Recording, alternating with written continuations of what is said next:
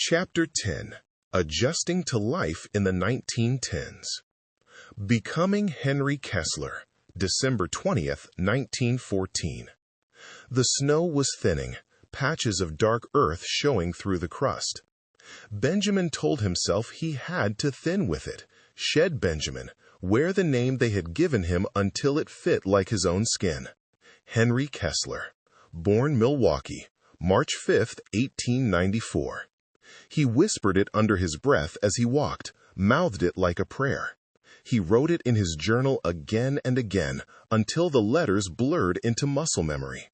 He knew if he repeated it often enough, belief might follow. At the border station, the guard hardly looked up from his chair. The man's wool coat was buttoned wrong, his cheeks red from drink, his stamp clutched like an afterthought. He flipped through the forged papers without care, grunted, pressed the seal to the page, and slid them back. Just like that, Benjamin Cronin ceased to exist. Henry Kessler had crossed into America. He carried little: a knapsack with spare clothes, a satchel of letters, and the weight that pressed against him from within, a burden he could neither name nor set down. The train carried him south through a blur of fields and towns until he stepped off in Iowa at a place called Woodbury Falls. The station was no more than a wooden platform with a peeling sign. Smoke from the engine drifted over rooftops, blurring the outline of a single church steeple. Woodbury Falls was small enough to forget a man, large enough not to care about him. One newspaper, 2 churches, a row of shops sagging under winter frost. He found a boarding house above a bakery where the warm smell of bread seeped through the floorboards. Rent was $4.25 a month. The coins clinked too loudly on the counter when he laid them down, as though announcing themselves. Mrs. Allen, the landlady, studied him with eyes too sharp to be fooled by papers alone. She was a stout woman, gray hair wound in a bun, apron dusted with flour. She handed him the key and said, "Room's small, but it keeps the cold out. You'll hear the ovens in the morning." Later that night, when he startled awake from a dream he could not remember, she found him in the hallway, staring out the frost-rimmed window. "You get nightmares, Mr. Kessler?" she asked softly. He hesitated. "I suppose. Don't most men?" Her gaze lingered longer than he liked. "Only the ones who've seen too much." She left him with that and went back to her rooms. Benjamin stood in the dark, her words heavy in his chest. Only the ones who've seen too much. He shut the door to his room and lay awake for hours, repeating his new name until sleep finally claimed him. Henry Kessler, Milwaukee, March 5, 1894. The Woodbury Falls Herald occupied 2 rooms above a hardware store. The stairs creaked, the floorboards bowed, and the smell of ink never left the air. Benjamin found it by accident, or perhaps by instinct. He had always lingered where words gathered. He stood on the sidewalk, listening as a boy barked headlines about President Roosevelt's tour through Iowa. The date made Benjamin frown. Quietly, he corrected him. "Not until next year," he said. The boy blinked. "That's what it says." He jabbed a thumb toward the office upstairs. Curiosity carried Benjamin up the narrow stairwell. Inside, papers lay scattered across desks, linotype trays clattered, and a man with a mustache the size of a paintbrush barked at the pressman while tugging his suspenders. Benjamin found it by accident, or perhaps by instinct. He had always lingered where words gathered. He stood on the sidewalk, listening as a boy barked headlines about President Roosevelt's tour through Iowa. The date made Benjamin frown. Quietly, he corrected him. "Not until next year," he said. The boy blinked. "That's what it says." He jabbed a thumb toward the office upstairs. Curiosity carried Benjamin up the narrow stairwell. Inside, papers lay scattered across desks, linotype trays clattered, and a man with a mustache the size of a paintbrush barked at the pressman while tugging his suspenders. "Malcolm Durney," he introduced himself gruffly when Benjamin offered a hand. "Editor." What's your complaint?" Benjamin picked up the proof sheet from the boy outside, tapped the misdated headline. "Roosevelt won't be here this winter. He's in New York until spring. That visit won't happen until 15.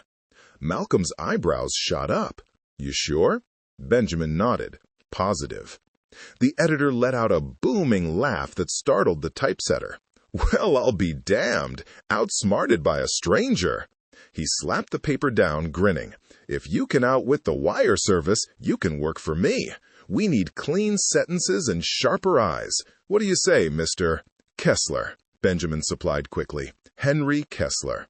And just like that, Henry Kessler became a newspaper man. The work was steady, harmless things, train timetables, farm yields, county elections. He wrote with precision, facts lined like bricks in a wall. His prose was simple, careful, never extravagant. Each word placed exactly where it belonged. One evening, Malcolm leaned against the doorframe, reading over Benjamin's shoulder. "You write clean, Kessler. Where'd you learn it?" Benjamin's pen paused. For an instant, the truth hovered. The study in Heimatstadt, the lessons whispered in false evenings. But he swallowed it, smoothing the page. "My brother taught me," he said quietly.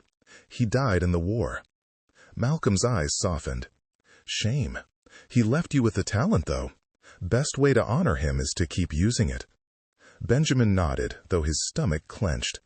Later in his journal, he wrote the thought that haunted him. "Sometimes I wonder if that lie makes him real. A ghost brother to carry the weight for me." Henry Kessler quickly became known in Woodbury Falls as the quiet boarder above the bakery. He paid his rent on time, never raised his voice, and always left a tip of copper pennies on the counter when he bought his bread. But he declined invitations.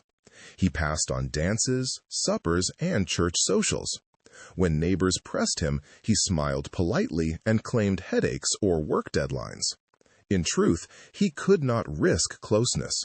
Closeness invited questions. Questions led to cracks. He taught himself to listen more than speak. Old habits, the clipped slang of his true century, the restless cadence of modern words, he buried beneath a careful mimicry of early 20th century idioms.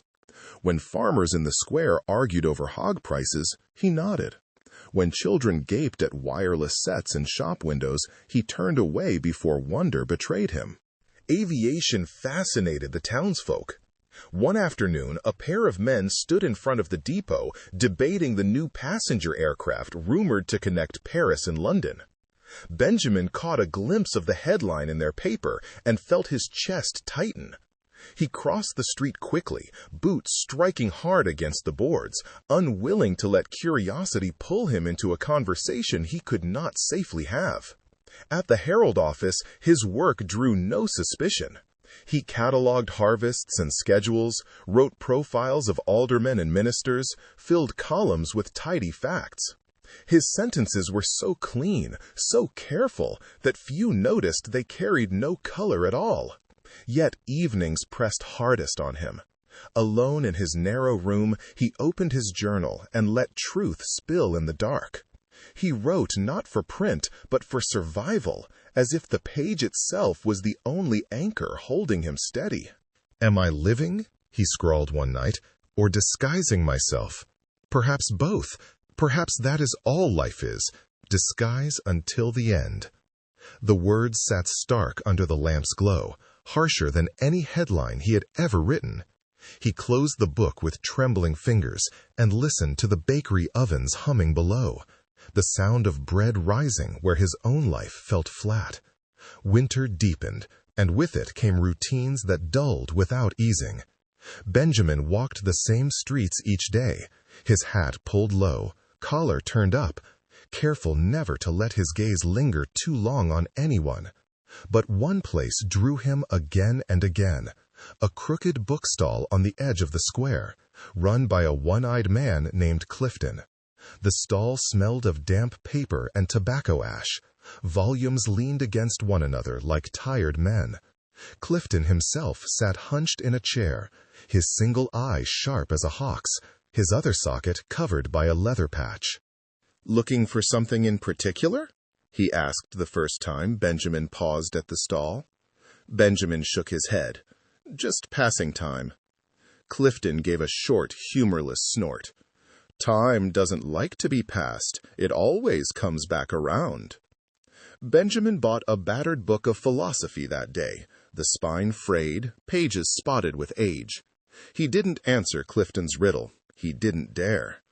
Nights afterward, he read by lamplight in his narrow room, searching lines of dead thinkers for something to steady him. But the words rarely soothed. They felt like echoes in an empty chamber, speaking of universals while his own life shrank tighter and tighter into the fiction of Henry Kessler. Then came the telegram. It arrived at the Herald office one afternoon, delivered with a stack of foreign wires from the front. Malcolm Durney skimmed through them quickly, muttering as he sorted. One sheet made him snort. "A young corporal in the Bavarian regiment," he read aloud, "discharged for illness. Adolf Hitler. Odd name, isn't it?" He crumpled the copy and tossed it toward the wastebasket. "Sounds like a cough." Benjamin's hand froze on his pen. The letters of the name seared into him. He felt the ink bleed across his knuckles where the pen trembled. He forced his face into stillness, nodding as though the item were nothing more than another scrap of war trivia. But inside, the ground tilted. That night, he opened the journal with shaking hands and wrote furiously until the candle guttered low. "How can he still exist in print when I watched him die? Unless someone else wears his name now, or history refuses to leave a space unfilled." The words blurred as he pressed harder, ink soaking the page. He shut the book, but the question lingered, a shadow that stretched over every thought. Had he changed nothing? 2 years in Woodbury Falls was enough. The town had been kind in its way, neighbors offering greetings, Mrs. Allen leaving bread at his door when he worked late, Malcolm praising his careful prose. Yet kindness pressed as hard as suspicion. Every smile, every question about his past felt like a hand tugging at the seams of his disguise. By the spring of 1917, the air had changed. The war across the ocean loomed closer. Headlines grew darker. Men in the square spoke of enlistment, of duty, of Europe's blood. Benjamin felt the walls of the town closing around him. Sooner or later, someone would press too hard on the details of Milwaukee, on the ghost brother he had invented, on the gaps between his silences. One morning, he packed his journal in a canvas satchel, along with the few books he had bought from Clifton's stall. He folded a note from Mrs. Allen, thanking her for her patience and the warmth of her kitchen. He left it on the counter beside the rent money and his key. At the station, the platform boards groaned beneath the weight of trunks and passengers. Benjamin bought a northbound ticket with coins that no longer clinked so loudly. They sounded ordinary now, almost his. As the train pulled away, he stared out the window at the spire of the church, the crooked roof of the Herald office, the plume of smoke rising from the bakery ovens. They blurred quickly into distance, then into nothing. He opened his journal one last time as the field slid past. His pen scratched a single thought. Time is not a circle, nor a line. It is a hallway without doors. He underlined the words once, shut the book, and pressed it flat against his chest. The wheels hammered the rails, carrying Henry Kessler into a wider world. And somewhere behind, Benjamin Cronin faded further into silence.